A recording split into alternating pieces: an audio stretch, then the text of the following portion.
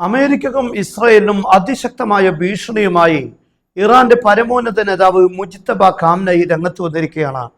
Israel അതിൻ്റെ നിലനിൽപ്പിന്റെ അവസാന ഘട്ടത്തിലേക്ക് നീങ്ങിയിരിക്കുകയാണ് എന്നാണ് അദ്ദേഹം പറഞ്ഞിരിക്കുന്നത്. മാത്രമല്ല 2040 ശേഷം ഇസ്രായേൽ ഉണ്ടാവുകയില്ല.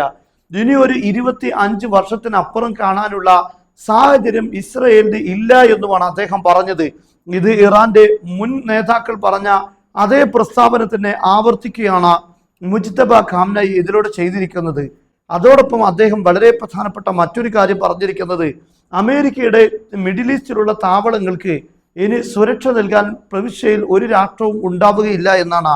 ഇത് അമേരിക്കയുമായിട്ടുള്ള നിലപാടുകളിൽ ഈ രാഷ്ട്രങ്ങളെല്ലാം അവരുടെ നിലപാടുകൾ തിരുത്തുമെന്നോ അതല്ലെങ്കിൽ അവരെ അത്തരം ഒരു നിലപാടിലേക്ക് ഇറാൻ എത്തിക്കുമെന്നോ ഉള്ള സൂചനയാണ് ഇതിലൂടെ ഖാംനഈ നൽകിയിരിക്കുന്നത്. എന്തായാലും ഇസ്രായേലിനും അമേരിക്കക്കും വലിയ രൂപത്തിലുള്ള ഒരു ഭീഷണിയാണ് അദ്ദേഹം ഉയർത്തിയിരിക്കുന്നത്. ഇസ്രായേലിനെ സംബന്ധിച്ചിടത്തോളം അവരുടെ നിലനിൽപ്പിനെ ചോദ്യം ചെയ്യുന്ന ഒരു പ്രസ്താവനയാണ് മുജ്തബ ഖാംനഈ നടത്തിയിരിക്കുന്നത്. അമേരിക്കക്കും ഇസ്രായേലിനും യഥാർത്ഥത്തിൽ ഈ പ്രസ്താവന അവരുടെ ഒരു മരണമാസമായി കണക്കാക്കേണ്ട സാഹചര്യമാണ് ഇപ്പോഴുള്ളത്.